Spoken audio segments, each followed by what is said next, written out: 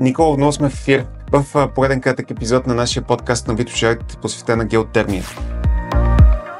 Котките и домашните любимци също толкова комфортно ли биха се чувствали с геотермия?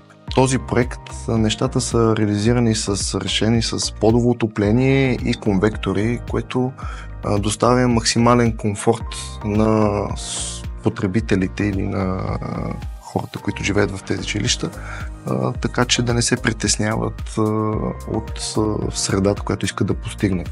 Като отопление и като охлаждане. Говорим за геотермията като за нещо желано, за нещо нужно общо взето, но подозирам, че изграждането идва на висока, на цена някаква.